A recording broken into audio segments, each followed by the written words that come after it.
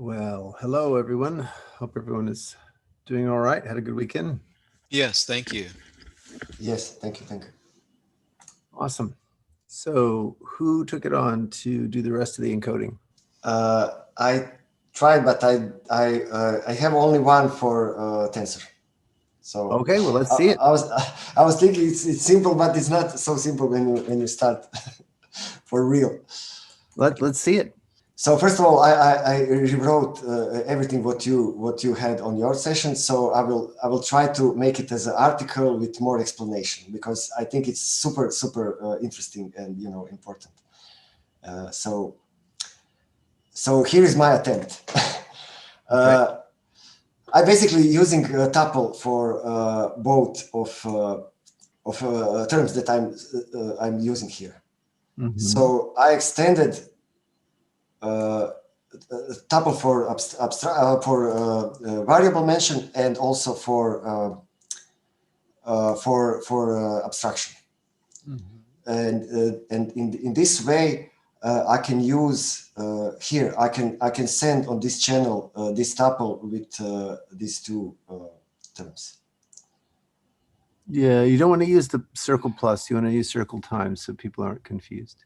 Oh, okay. Okay. All right, and then you got stuck on the tensor. Yeah, I was thinking, but I didn't really wrote anything useful. Okay. All right. Anything else? No, that's all. All right. Did anyone else try it? All right. Well, I'm gonna. No, I just want to say that we've been talking with Tomislav, and he will parse for us what you said with this parsimonious lambda calculus, because we are not in position to get that straight away. Okay. All right. So what I'm going to do is I'm going to give you some more hints and see if you can go a little further. All right. So let me do screen share. Okay. Can you see my screen? Yes. Okay. So very similar. You're on the right track. So the important thing about all lets is that lets are really applications. So for example, let a tensor b equal m and n is really lambda of some kind of a tensor b dot n applied to m, right? And similarly, let bang x equal m and n is really lambda of some kind of bang x dot n m. And then the other thing that you need to realize from the article is that there's a requirement that bang m is equal to m tensor bang m. Mm-hmm. Okay. All right. So now this means a fixed part with a string, right? Yeah. Okay. Well, but in particular, this is one copy of M. So the fixed part, it could be anything. But here we have one copy of M and then a bunch more copies of M. Mm-hmm. So this is not the bold U from the paper. Well, it's related. It's just that these are, that one is generalized. This is specific. You have an equals. So a bunch of copies of M is the same as one copy of M tensored a bunch of copies of M. Mm-hmm. Okay, understand. Yeah. Cool. So then, like you, I think that we should grab a tuple, but I'm going to grab it by making a tensor of a lefted U and a righted U. And we know how to make in left and in right of a name, right? You can get that from the original row paper. And you can do a tensor, since these are now separated by in left and in right, tensor could be par, and we know how to do pars of names. So we know how to form this name given that name. Does that make sense? Yeah. I mean, yes. Okay, so I have a name, I can form the in left of it, and I can form the in right of it, and then I can take the par of those two. All of that makes sense as an operation on names. since I can form this new name, I can ask for a tuple off of the name. And then all of that is going to be applied to this thing where, if you remember our original interpretation of the application, right? I have to shout this down the channel U, but to make this line up with that, we'll shout it down the formation of this channel, right? So if I were to put this here, this would fill in that tuple, right? So what goes in for A, that's got to be M, the interpretation of M given U, and this has got to be interpretation of N given U, right? So this tuple is shouted down this name, so that name, so this pair is going to stand in for A and B. And now the rest of it we know how to do, right? I just sequentially apply lambda A, lambda B, A, B. But the one thing is that in order to get the right parameter U here, the right name dependency here, you actually have to unroll this and supply fresh V's and W's in the right places. So so we know how to do this. We know how to unroll this in terms of our previous implementation, but you have to supply the channels for A and B. Does that make sense? Do you understand what I'm saying? I'm not sure exactly what you mean, unroll. So this, we have to interpret this application and we have to interpret that application, right? It's a series of applications. So you have to expand this translation and by hand, and then supply the right V's and W's so the A's and B's get supplied correctly into the body of N.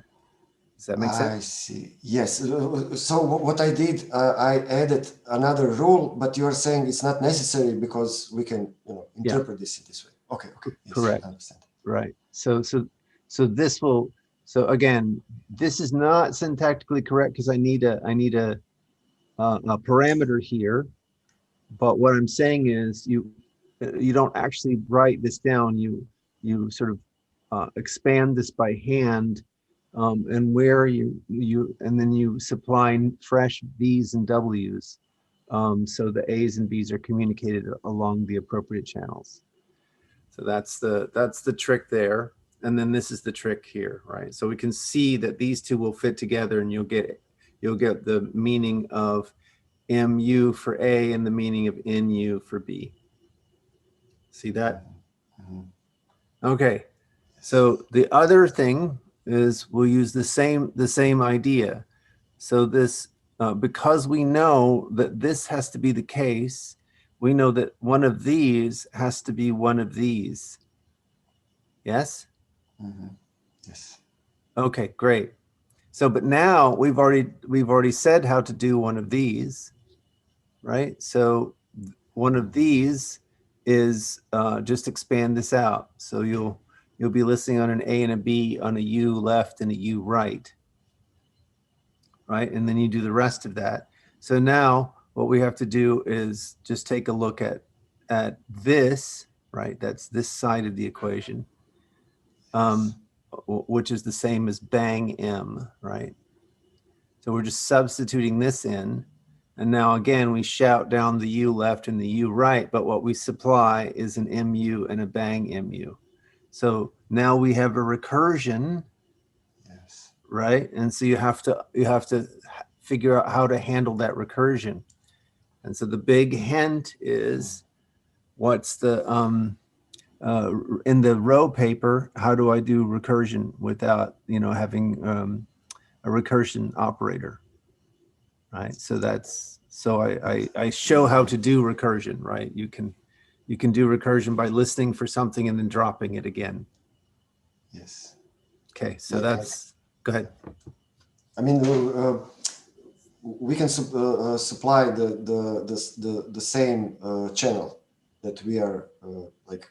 Yes, that's correct. That's right. So if you go back to the row paper and you look at how I do replication, the interpretation of replication, that gives you enough hints as to how you'll do this recursion here. You can see what you just need to keep unfolding this, right? So this thing becomes one of these. So in here, we take this whole thing and we put it here. So we'll get an MU and then an MU and then an MU. So I'll get an infinite tuple, right? Why infinite tuple? I was thinking that we just in the recursion we are just applying this m multiple times. Oh, but here let's expand it out one more time.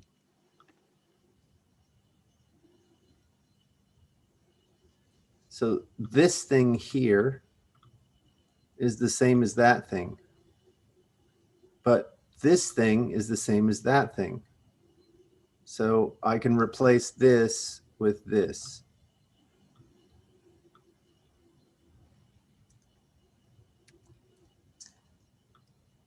oh, I think I see. Okay. So basically, we are taking the head, and then we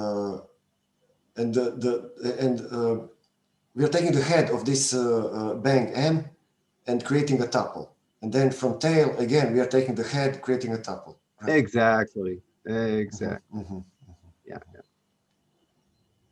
Yeah. Yeah, I didn't know how to exactly wrote this. I was thinking about that, like conceptually.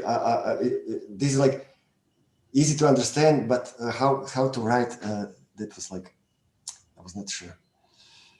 Cool. So the trick is to the trick is, you don't want to eagerly expand this out, right? So you have to lazily expand this out. Right. So just to be clear, right? So then the next step will be we replace this part with that part, right? Because this thing is that thing, so I can put this thing in for here. Agreed? Yes. Okay, so I just go and grab this one and put it in here.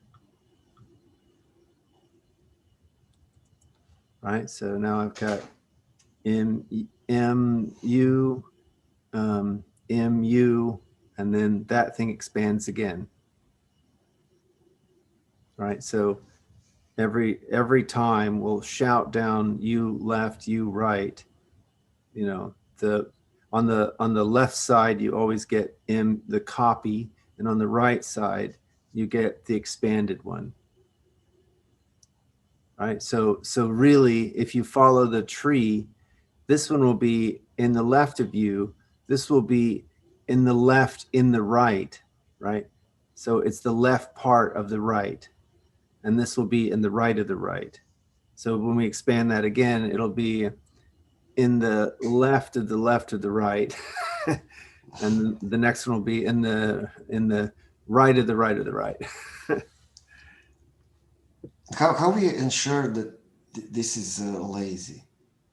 Oh, that's the trick that you have to. Well, how would you ensure? Okay. How would you ensure that laziness? Oh, I had great insight. I was reading functions as processes, and now I have like I was like more careful and to understand. And I was surprised how removing definition of values without application makes it strict. That was something that I didn't think about in this way, but it totally makes sense, because yeah, if there is no application in the position of value, that means that this can be only the variable or abstraction, and that's it. Yeah. And yeah. So the laziness is done by suspending it under a for comprehension. That's the only means you have to suspend computation in for calculus. In the rho-calculus. Yeah.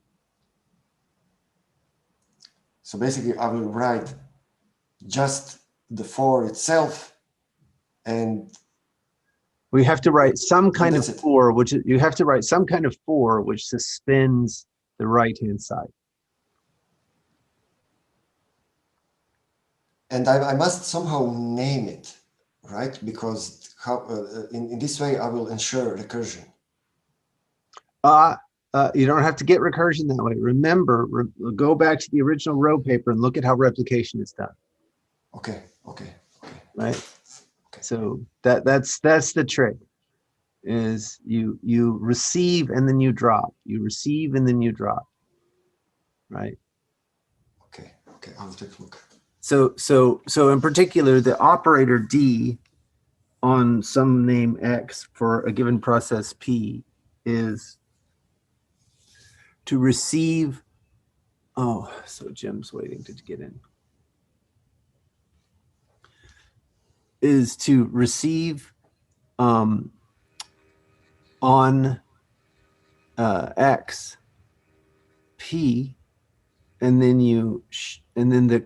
the continuation shouts on XP and also drops P. Oh, okay. I see now. I see. Yeah. That's how you replicate. That's how you replicate P, right? So you can do that. You can do that same trick here. Right, and you just right. All you have to do is think about how. Well, this is the main equation, right? Mm-hmm.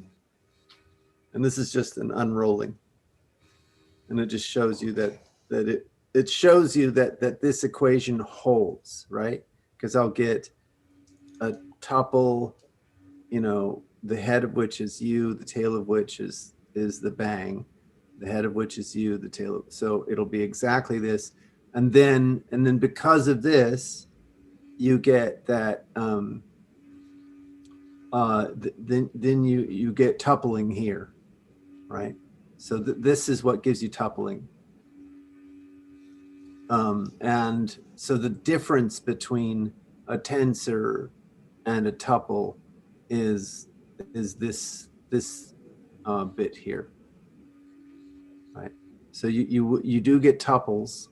And this shows you how tupling and tensoring are different, which is why you don't collapse these two.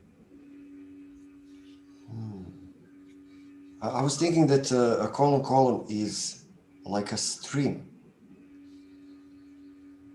No, this is just tupling. It becomes a stream when the right-hand side is a bang. Oh, I see. Okay. I need to think about this more to better understand. So, I mean, literally, this just means, push this onto a list of that, right? Which is tupling. But if this is infinite, then you'll have an infinite rest of your list. If it's not banged, you'll just have a finite list. That's all. I see. That's all that's going on. And exponential, this xi, I was thinking, do we need to translate this also? Yes, you do. But the thing about the xi's is that they come for free in terms of your positions here. The xi's will correspond to the rights and the lefts. Sequences of rights and lefts will map onto your xi's. Mm-hmm. You see what I'm saying? Basically, the like the nesting number. Yeah, that's right. If you write this as 0 and 1, right, you'll get sequences of zeros and ones that map onto your indexes. So it's like a binary encoding of your index. Mm-hmm, mm-hmm. Yeah. Does that make sense? Yes. Okay. All right. Yes. All right. Let's have it in full by next week. Yes. All right. Good. I'm almost in the situation that I can understand you in real time. Oh, I'm good. slowly, I'm slowly coming to this capability. That's great. Because usually, a week later, I have this moment. Oh, now I understand. Good. We're actually starting to have a nice ladder when Tomislav can understand you, Greg, and we can understand Tomislav. And if folks ask, for example, me, I'm stupid enough to answer them with terms that they understand. So we have a knowledge transfer path. Awesome. Very good. Very good. Well, be careful. We might pull you up the ladder. Oh. Oh, yeah. Then we need someone else to. already pulling Nazipper and Bill. So Excellent. That's what needs. Yeah, you are doing a nice job. Very good. Thanks. Very good. Okay. That's all I have got for today. I wanted to make sure that we understood how all the pieces work. And once you understand how all the pieces work, the nice thing is that we can now go back through the rest of the paper and give direct translations of the circuit value, for example. So so then we and again, all we're doing is we're composing, right? We compose his translation of circuit value into our translation of the parsimonious lambda calculus into rho, and then we get circuit value in rho as an example. So that allows us to go after bigger fish like Cook-Levin, and then from Cook-Levin we can go after the three coloring and satisfiability. Because the way all the did anyone watch the number file on zero knowledge proofs? Yes. Excellent. So essentially the trick there is that you encode your proofs in three coloring satisfiability, and such that if you have a proof, then you have a coloring, and if you don't have a proof, there is no coloring. So that's the next step is going that way, and then we have all of the apparatus to do the direct encodings of SAT. So if I understand it correctly, what really happens is you go from three coloring to a circuit, and then we go from circuit to parsimonious lambda, and from parsimonious lambda into rho. So that'll give us three coloring into rho. Actually, it's three coloring into rho, such a way that the evaluation of the rho term will be the equivalent of the evaluation of the circuit. So that's basically, and then we need some kind of cryptography to make it private, right? Or we don't need this. No. That's all done through those encodings. Yeah. Oh, it seems like a little magic for me. Yeah. One of the things that I think is really worthwhile explaining very crisply with respect to the rho-calculus is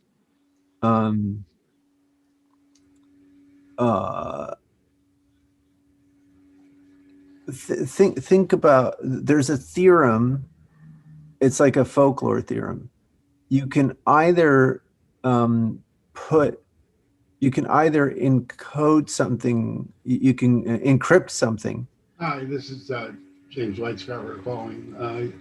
Just made an appointment for Hang on a second. next Monday. Hey, Jim, you need to mute yourself. All right, I got it. Okay. So what you can either take a message and encrypt it, or you can put that message over a channel you're guaranteed no one else can listen on, or only the parties that you want to received a message can listen on. Do you understand? Those are the Yes. same. And so the writing it, being able to turn every encryption into a use of new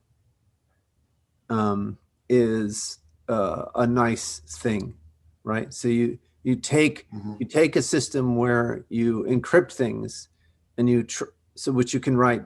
You take some message passing flow where the messages are encrypted, and you turn it into a message passing system where you have news instead of encryption. Does that make sense? I mean, everyone can read this. Yeah. I mean, not in the rolling by semantics, but you know, everyone have this information available to intercept. No, they can't get a hold of that channel. I mean, if you're running read-only node, you can look at the tuple space. You cannot do anything with this in rolling, but maybe you can look at values. Oh, so that's implementation. I'm just talking. So now to get it to be safe, safe implementation is a separate question. But I'm just saying, if you write it in Rolang, then you can convert every place where you would call encrypt in Rolang, you can turn it into a new, right? Yes. Right. And then you have in the implementation, you can do a number of different things. For example, you can constantly move the channel around so that it's never in the same place. So that's and so someone has to guess the pattern where the channel is. You see what I'm saying? And so there are many different ways that you can turn encryption into channel swapping, basically. I remember you were talking about this previously some time ago. Yeah, exactly. But I think that what that does, though, is it gives you a lot of freedom in terms of what your encryption methods are. Like suddenly, instead of having to rely on an encrypt kind of library, you can rely on a bunch of other protocols. And this allows you to compose with, for example, quantum systems. So instead of using some encryption scheme, which may be breakable by quantum, you do a channel swapping scheme, which you implement in terms of quantum. Yeah, this makes sense. Yeah, so I think that's a huge value for these kinds of levels of abstraction. All right. Thank you very much. Next time, I really want to get to the crisp desiderata for the operational semantics and logical forms, so that people understand the mathematical requirements before the problem is completely solved. And then we can continue with the snark stuff. Thanks, everyone. Please don't leave your homework till the last minute. Oh no. Yeah. All right. Talk to you soon. Thank you. Thank you. Ciao.